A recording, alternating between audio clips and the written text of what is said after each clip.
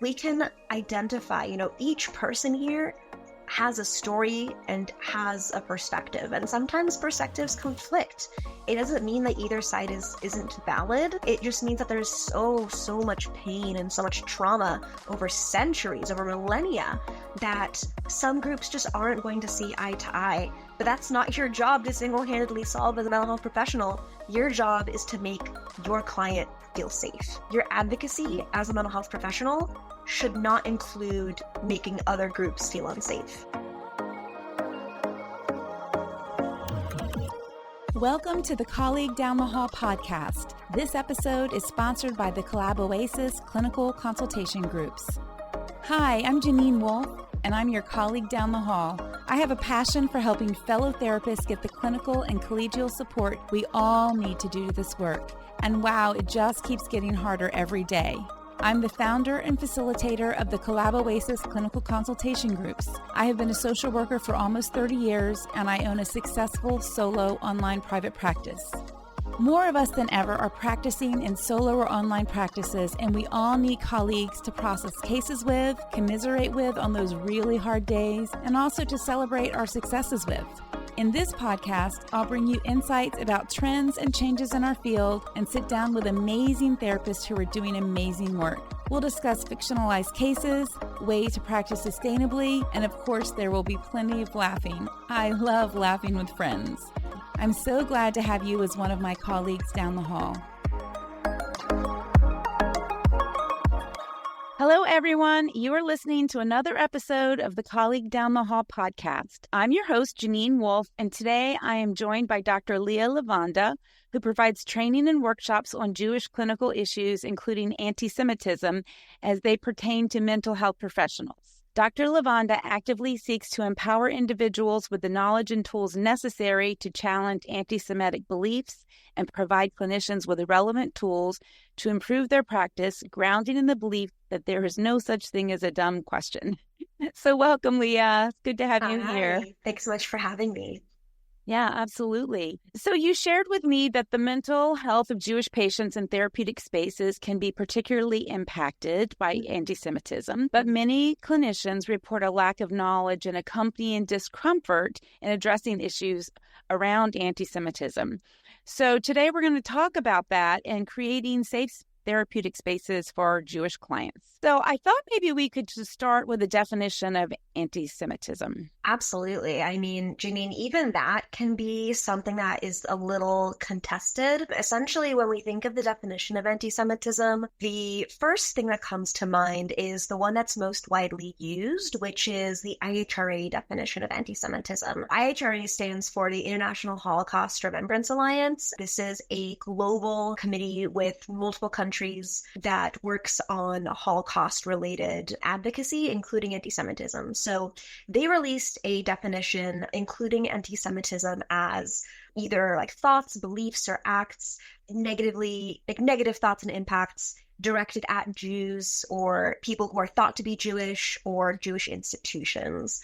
And then that definition goes on to provide some examples of what anti-Semitism could be, which includes perpetuating Jewish conspiracy theories like that Jews run the world, run the banks. It also includes some definitions around the state of Israel. And now after that, there were some academics who wanted more concise definitions and examples, more clear examples, especially as it related to talking about the Middle East. And so that's where the Jerusalem Declaration on anti-Semitism came in. They go into much more detail on the line between advocacy and anti-Semitism as it relates to the Middle East. So a very long answer to a very simple question. Well, I think it's a very complex issue. And, I think we're all seeing it play out in this world, wanting to gain more information so we can be supportive clinicians to our clients, to our communities, to, the people that are going to come into our lives at some point. Right. Yeah. So some of the misconceptions and stereotypes you refer to Jews ruling the world or having all the banking. Are there other more subtle ones that people may not be aware of? that are offensive? There feels like so many. There's even stuff that I, as somebody who specializes in this work, learn about, and I'm like, oh my gosh, that didn't even occur to me. In my trainings, we talk about how anti-Semitism can appear in media. There's this strange phenomenon that happens where somehow a lot of the villains have these like big hooked noses and like lots of curly hair and, the features that are traditionally seen as Jewish. This started out as early as William Shakespeare's work. It continues into today. I think a recent example that came up in the news was that new Harry Potter video game, the Hogwarts Legacy video game, and the Gringotts goblins have been really highlighted as a really anti-Semitic caricature. They're these like evil, greedy bankers with like these big hooked noses and like balding, like curly hair, and but we even see examples of this in like activism. I think there's a lot that happens that's not necessarily intentional, but actually does make a lot of Jews feel incredibly targeted and unsafe. And from a more clinical sense, in our role as mental health professionals, I even see some unintentional stereotyping. Like, for example, I think a lot of clinicians might assume that because a client is Jewish, that they don't have any financial concerns or that they're upper middle class. So they won't ask about that on the intake form, or they'll like make a comment of like, okay, so I know, that finances aren't a concern for you because of this anti-Semitic trope that all Jews have money, that all Jews are rich, that Jews control the bank, etc. And I guarantee you, I can say with almost complete certainty that if you make that kind of comment to a client in your intake, they will not be coming back. Right. Well, I've been in this field for a long, long time. And so I just don't make assumptions about clients anymore. And I'm sure I have some biases and things that I need to do some work around, become more aware of and work on those things. But that is an important one to understand, because I could see that right off the bat, they're getting this terrible assumption made about them. I think another, I don't know if it's like a stereotype, but a common misconception, I think, about Jews that comes up a lot in clinical practice is assuming Jewish racial identity. And I think this is important to highlight because in America, a lot of Jews are what we refer to as Ashkenazi Jews, meaning that their roots can be traced back to Eastern Europe, which is the same region where a lot of white people in America come from. And so a lot of people will look at an Ashkenazi Jewish person and their light skin and not only assume that they identify as white, but they will also assume that all Jews are white for that reason. Now, the fact that Ashkenazi Jews are a majority of the Jewish population in the US is actually not replicated elsewhere. In Israel, for example, Ashkenazi Jews are no more than half of the Jewish population. We also have Sephardi Jews, which are Jews that come from the Iberian Peninsula, Mizrahi Jews that come from the Middle East and North Africa. So Jews really do come in all colors. And when we make these assumptions that all Jews are white, it can be very erasive of Jews of color. And it also places a bit of an unfair assumption onto Jews who might have light skin, right? On one hand, Jews with light skin in America might benefit from the privileges of having light skin, but racial identifiers that were made for Americans don't necessarily overlap perfectly with Jewish ethnic identity based on the Jewish diaspora. So that our conversation made me think of that as well, because I think it's an assumption that a lot of clinicians make just based on, the physical appearance of their client. But I think especially when it comes to Jewish clients, it's really important to be able to ask them how they identify, right? Because some Jews will acknowledge and identify as white, and that's totally fine. And some Jews actually feel very hurt by that because it feels very erasive of their ethnic background and their ethnic identity. So it's really important to check in with your Jewish clients about that. Yeah, that's an important point. And I also have had conversations mainly with colleagues who differentiate that they're Israeli Jews. And I think maybe that's more important with the political stuff going on right now. So if someone is identifying like that specificity, what should someone be getting from that information?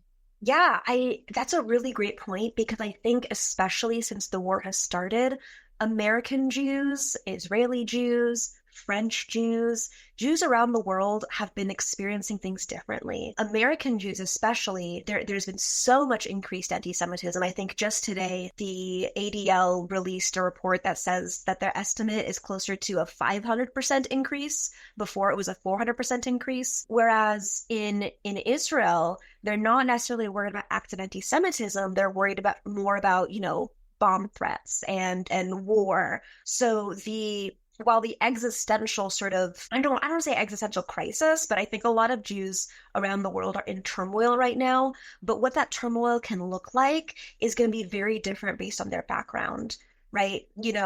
I am Israeli and I live in the United States. And so I'll call my family in Israel and I'll say, I'm so worried about you. I saw that there were more sirens. Oh my gosh, how are you doing? There were more rockets. And they'll say, how are you doing? I just saw on the news that there was this anti-Semitic incident here, over in the US, right? So there are very different levels of what Jews are going to perceive based on their environment. Mm-hmm. Okay. Yeah. And so there's the piece that you've been talking about, and then there's also the religious piece, because not all Jews are practicing Jews. Mm-hmm. And so that's another assumption we want to be careful about. So Absolutely. Is that something, if someone says they're Jewish, do you broach that topic, or how should we handle that?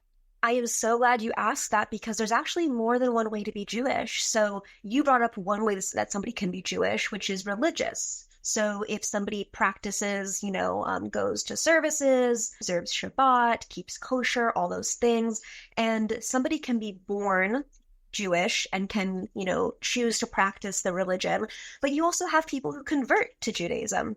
And so once they complete the conversion process, they are seen as Jewish. And this distinction is important because the next way that somebody can be Jewish is through ancestry. So Judaism actually traces lineage matrilineally. So that means through the mother. So that means, if I have a Jewish mother and a non-Jewish father, I'm considered Jewish. But if I have a Jewish father and a non-Jewish mother, I'm actually not considered Jewish. And that is actually something that's becoming increasingly controversial in Jewish spaces, because there are lots of patrilineal Jews who grew up Jewish and very much feel that. And so that's a whole, different podcast episode. Right. But if somebody is born Jewish, even if they don't practice the religion, they're still considered Jewish. It's not, I'm choosing to not be Jewish because I'm not practicing the religion. You're choosing to not be religiously Jewish, but in terms of your ancestry, you are Jewish. And that also connects to the third way that somebody can be Jewish, which is through culture. And that goes back to the patrilineal Jews that I mentioned before. So if somebody grew up socialized as Jewish, they've experienced Jewish traditions, they've felt the impacts of Jewish generational trauma, that is very much cultural experience of Judaism. And I think that is what you often see most in therapeutic spaces. If somebody identifies as an Orthodox Jew, you will likely know that pretty early on. However, once we get past that line into the less religious Jews, you'll see that more and more Jews identify as culturally religious. So, kind of like how there are a lot of Americans that celebrate Christmas, but they don't necessarily celebrate it as a religious holiday. It's more like a cultural holiday for them. These Jews are very much the same way, in that they'll still celebrate the holidays. They'll still connect with this idea of being culturally Jewish, regardless of whether or not they religiously identify as Jewish. Is that making sense? That makes complete sense. Yeah, thank you. That was very clear. And so all that to say, to answer your question, I think it is so important to ask somebody what being Jewish means to them, right? Because we just learned it can look like so many different things. So if somebody says, oh, I identify as Jewish, it is especially important to ask, okay, what does being Jewish mean to you? How does that look like for you, right? There is such a spectrum of Jews. I don't even want to say spectrum, because that implies that there's only like a binary, two ends. There's a whole three-dimensional graph. We got the X, the Y, the Z. There are so many ways that somebody can be Jewish. Mm-hmm. And so other religions or cultures, we don't typically right off the bat ask someone, unless there's intake purposes that you would want to do this, and there's some valid reasons for doing that, but you wouldn't typically say, tell me about your religion or your culture. It's more something that sort of gets shared over time. Is that okay, or should we be being more upfront with clients about this kind of stuff, about letting them know, hey, I'm opening the door for this? You know, my personal approach to doing intakes is I'll ask it in a very open-ended way. Like, do you identify with a particular religious or spiritual or cultural affiliation?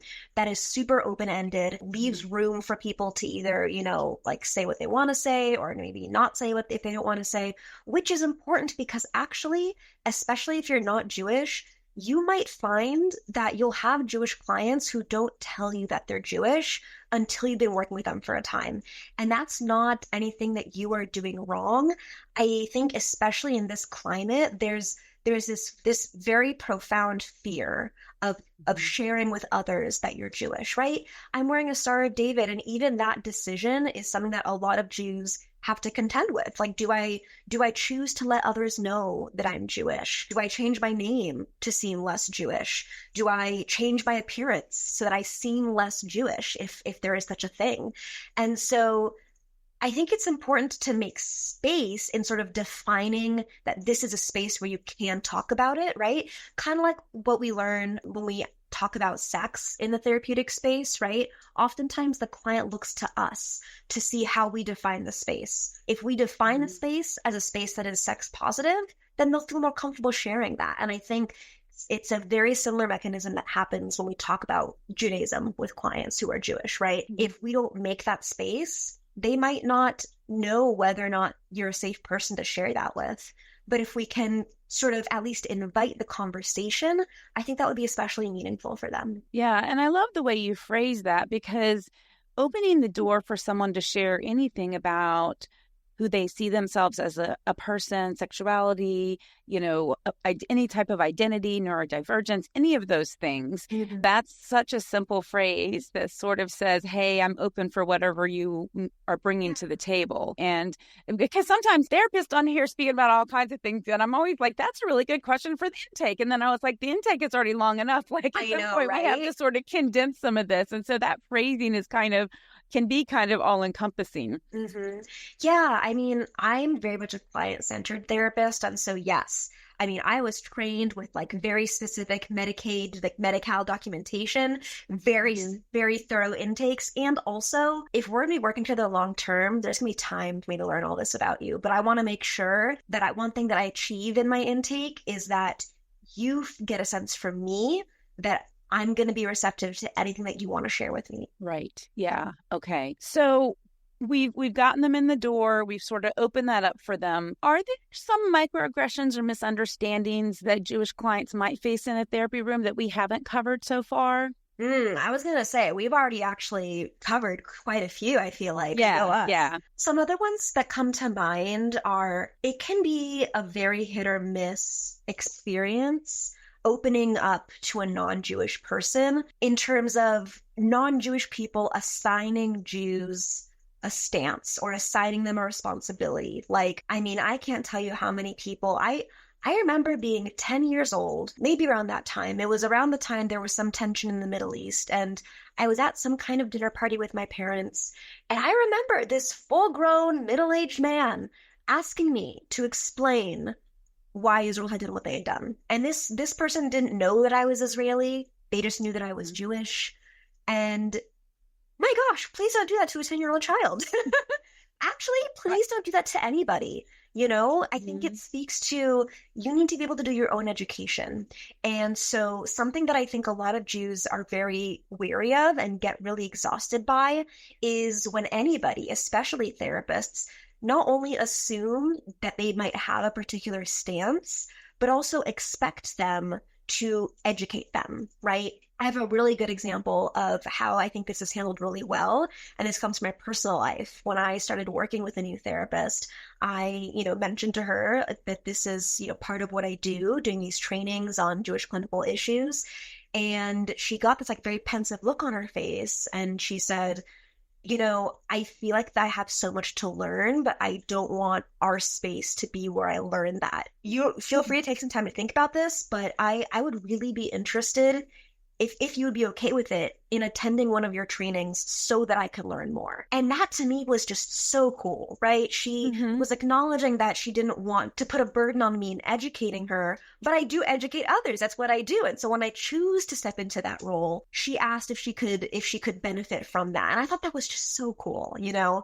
I think Mm-hmm. if my therapist could have the humility to say that, then I think anybody listening to this can do that too. Being able to acknowledge, okay, maybe I don't know enough, but it is on me to be able to do that, to do that education, right? Because it is up to the Jewish patient to let you know what their feelings are, what their stances are, but this is not going to be like their therapy is not going to be like Judaism 101 for you. Right, right. Yeah. And that's actually a question I have. I'm right on the same page with you, asking about some learning opportunities, because I don't think we should ever put the onus on our clients to teach us Mm-hmm. about anything about culture or religion or any of those Mm-hmm. things. And that was like in our early days, that was sort of what we were taught to do. Like, well, Yeah. tell me more about that. But our world is so much more complicated and strained Mm-hmm. and unkind these Yeah. days that it really, I think it's especially important that we as therapists are really aware of that, and even saying just like that, like, I have Mm-hmm. some learning to do. Thank you for sharing that with me, and Yeah. letting that be part of the conversation, but not Mm-hmm. asking them to teach you. And I'll tell you, Jeanene, that this is part of why I got into this work. I didn't become a psychologist because I wanted to educate mental health professionals on working with Jewish patients. I started doing these trainings and this education because, our field has been more and more embracing the need for social justice, for anti-racism, and more I started seeing all these incredible opportunities for trainings on working with Black clients, working with Asian American clients, working with LGBTQ plus clients, any kind of minoritized, marginalized population except Jews. And I started asking people, have you ever seen a training like this? Like, no, I haven't. The only people that I've met, there's only been like maybe two or three who were ones who had worked in like Jewish family services or one of those like specifically Jewish community clinics. And so that really got me thinking, why on earth do we have all these trainings for all of these minority populations that we need to know about, but nobody seems to consider Jewish clients a population that we need to learn about? And why is that? And I learned that because of the history of multiculturalism, which focused a lot more on skin color and nationality and not so much on religion, never mind that Judaism is an ethno-religion, which is a combination of religion and ancestry and all these kinds of things, that a lot of people didn't consider Jews as being part of the DEI umbrella.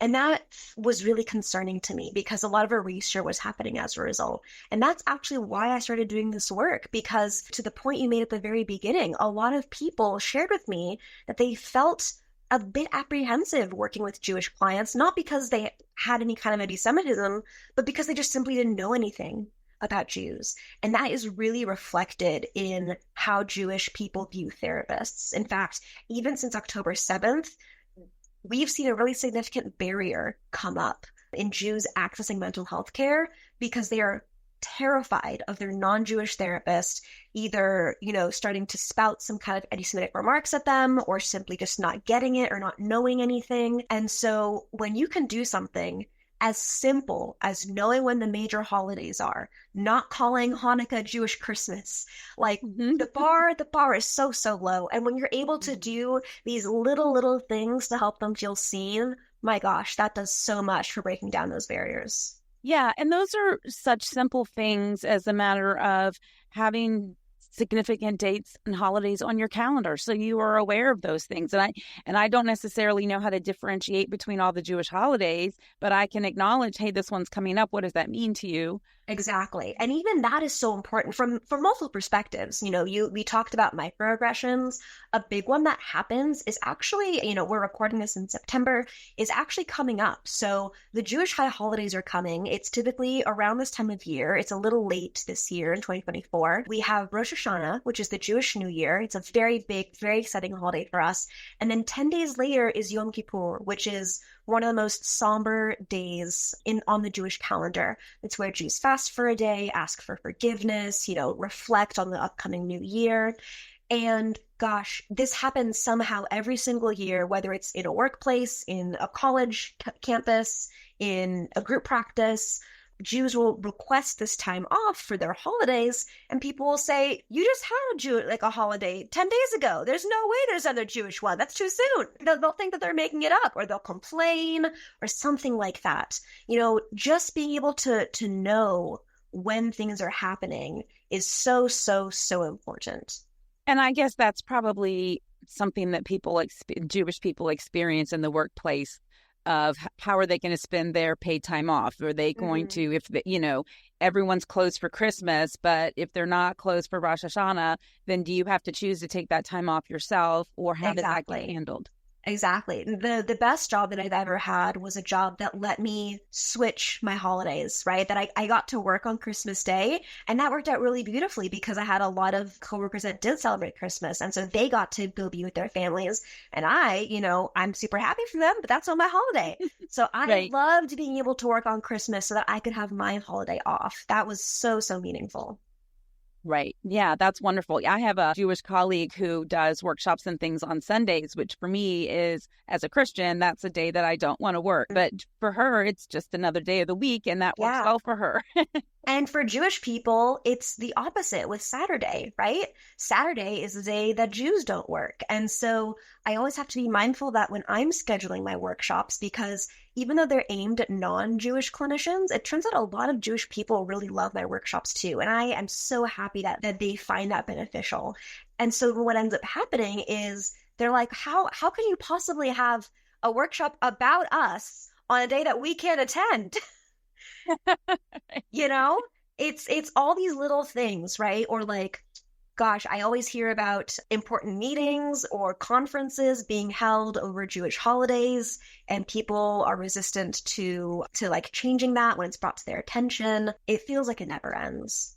And so just being able to have that sensitivity and awareness can mean so much, or even just saying, oh, by the way, I know that this holiday is coming off. Do you want to meet this week, or do you want to reschedule? Being sensitive to those kinds of things will really go miles. Mm-hmm.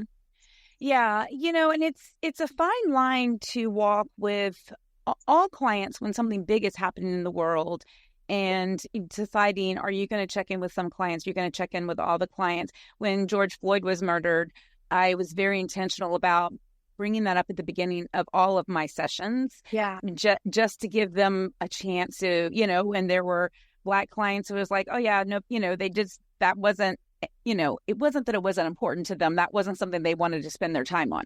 And then there are other people who were really struggling because their understanding of the world had been turned upside down, and they're being challenged to all of a sudden look to themselves and figure out, like, how am I contributing to this problem? What can I do? Well, I'll tell you, Jeanene, something that I've heard both professionally and personally after the attacks on October 7th is that Jews felt so alone.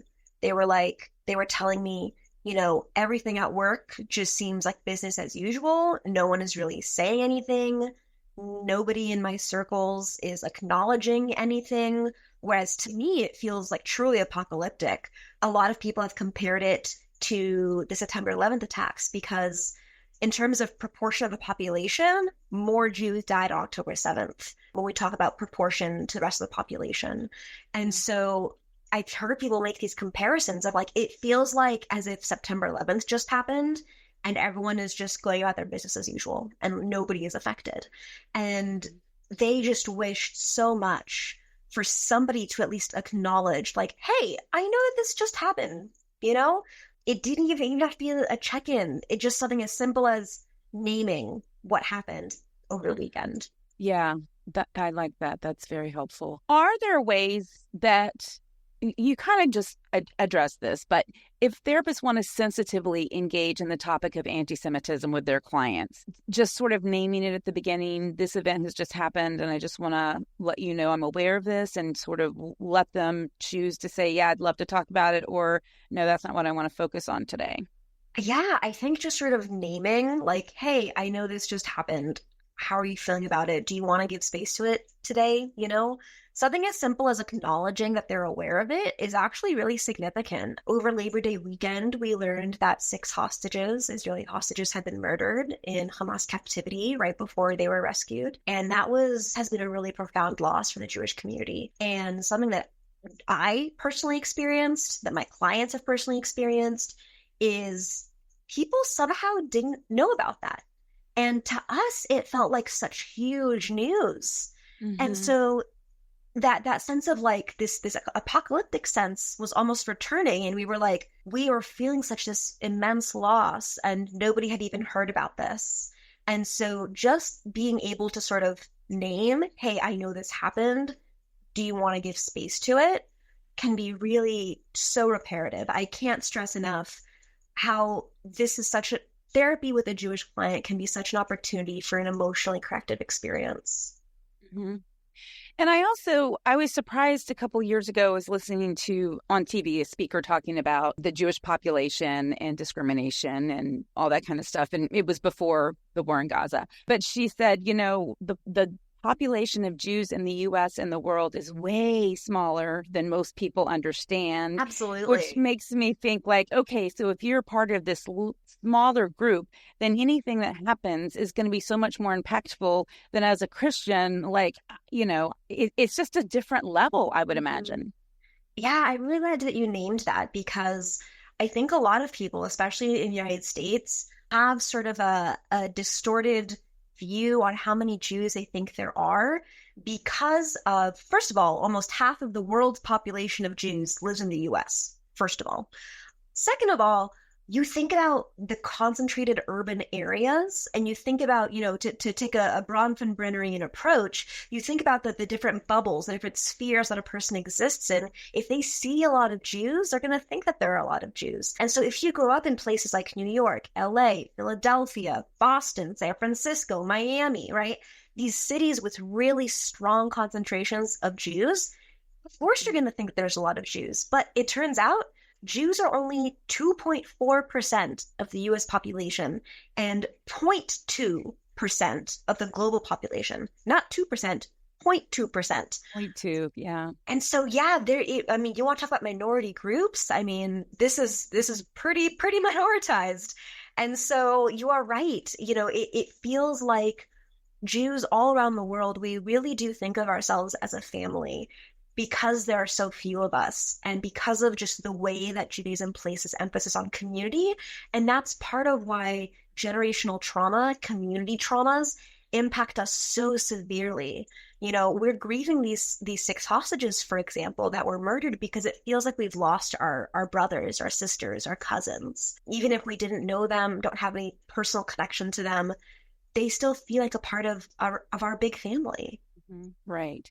And I think in general, most Americans don't have any idea of a lot of the historical stuff around Judaism and, you know, the wars early on and how things came to be today. And they make these generalizations like, you know, I stand with Israel, or, you know, they're killing off the Palestinians. How can we do nothing?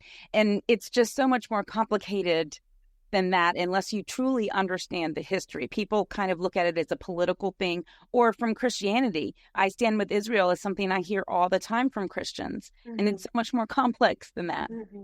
Absolutely. And I think that this is a really important point to bring up, because I think a lot of us in this field gravitate towards advocating for others. I mean, we're in the helping profession. A lot of us came to this field because we want to help people. And so it feels really natural to care when there's stuff going on. But you're absolutely right. There's so much history and nuance going on behind it. I, being Jewish, have had the privilege of having my whole life to have learned about this. And it does take a while. And even still, it feels like there's just always more and more to learn. And a lot of people will ask me, okay, well, I want to support Palestinians, and I also want to support Jewish clients. Like, how do I do that? And my answer for them is that you don't have to pick. I think a lot of mental health professionals feel like they have to choose one or the other, and that their practice can only be available to Palestinians and Muslims, or only available to Jews and Israelis. And my answer is that that doesn't have to be the case.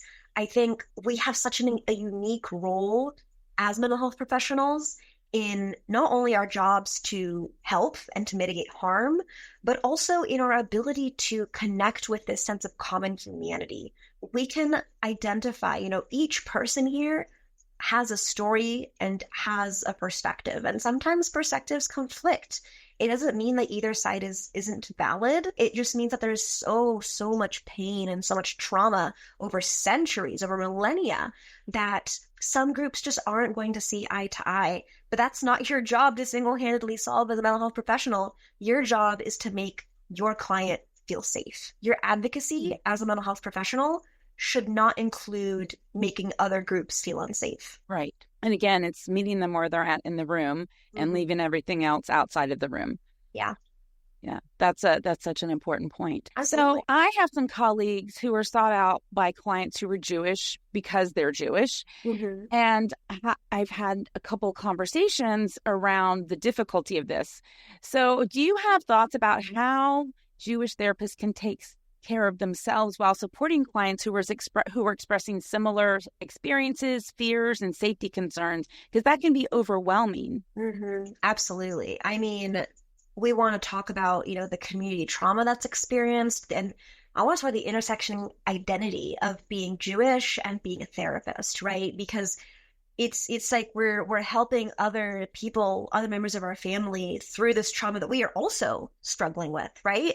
And so there's simultaneously this desire to help, not only as Jews, it's a very big part of our culture, but also just as mental health professionals of, I want to help and support my community.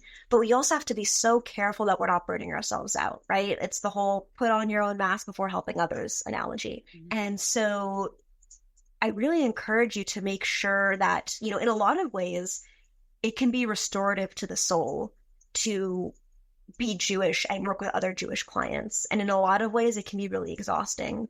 There are lots of support groups that people have started, whether it's support groups for Jews, whether it's for Jewish therapists themselves. That community space can be really helpful, making sure that you are knowing when to process and when to not process. A client's therapy with you is their space to process, not your space to process. But there are tons of spaces for you to be able to process and make sure that you are still being effective in your role. And of course, self-care. Which is such an overused term these days. I know. But it's still valid. It's just overused. So as we said earlier, we don't want our clients to teach us. So do you have some resources for further learning for people who have recognized, maybe I've got some biases and preconceived ideas that I need to do some work around by listening to what you've had to say today? Absolutely. As I mentioned, I do these trainings. They are CE approved. If you were going through like a psychological organization, I also do these trainings for specific agencies or smaller like local chapters. You can see a list of my publicly available trainings on my website, drlevanda.com. I also, on my website, have a list of resources that's specifically curated for mental health professionals who want to learn more about Jews. So on that resource page, it includes things like, where should you go if you just want to know more about Judaism? Like, what are some resources that I can utilize when working with my clients, right? What are some pieces of media that I can consume to help me understand more about anti-Semitism or about Jews? I'm biased, but I think it's a pretty cool sheet that I think is very helpful. Great. There's also several organizations of Jewish mental health professionals that do a lot of work around advocacy, around connection. There's the Association of Jewish Psychologists, which I currently serve with. There's the Jewish Therapist Collective. There's Kesher Shalom Project, which also does a lot of work around educating others. I think that especially in the wake of October 7th, so much has sort of evolved to meet the need, which is just so amazing to see. We'll put a link to your website in the show notes so people can get there and find out all the great things that you have to offer. And I just truly hope that you shared so much really great information today. And I just really hope that our listeners are going to see this as a starting point for creating safe, inclusive spaces for Jewish clients and becoming further informed about the impact of anti-Semitism. So we covered a lot of important stuff today, but truly Like, we need to do deeper dives, especially when people have identities very different than our own. Absolutely. And we're working in this field. The last piece that I'll leave you with for today, Jeanene, and I just think this is some of the coolest research I've ever heard about. The Anti-Defamation League, or the ADL, they do a lot of work around anti-Semitism advocacy, around gathering data, and they published a recent study that found that the more somebody knows and learns about Jews and about anti-Semitism, the less likely they are to be anti-Semitic. So again, the more you know about Jews and about anti-Semitism, the less likely you are to be anti-Semitic. And I love sharing that with people because it speaks to just how important this education is. By doing something as simple as learning about Jews makes you so much less likely to perpetuate anti-Semitism and cause harm. And I just think that is such a cool factoid to have. Yeah, that's wonderful. Yeah. All right. So I have to ask you if you have a favorite catchphrase or analogy you like to use in your therapy work or even in your trainings. Let's see. Oh, I have one for each. The one that I use a lot in my trainings is Jews are part of the DEI umbrella. I will say that a million times over. It's something that I really want people to be able to internalize. And then my analogy for therapy, I just said it earlier, and now it's left my head again. People edit that part out. I was saying it and I was like, oh, I should remember that. That was what I was thinking of. And now I can't think of it again. Well, that happens to me all the time. So no worries there. All right. Well, I have thoroughly enjoyed this conversation today. I do appreciate your time, sharing your knowledge, your expertise, and helping us all do better. As a field, we need to continue to do better. For all of you hardworking therapists out there, please remember our work is hard, but it doesn't have to be lonely.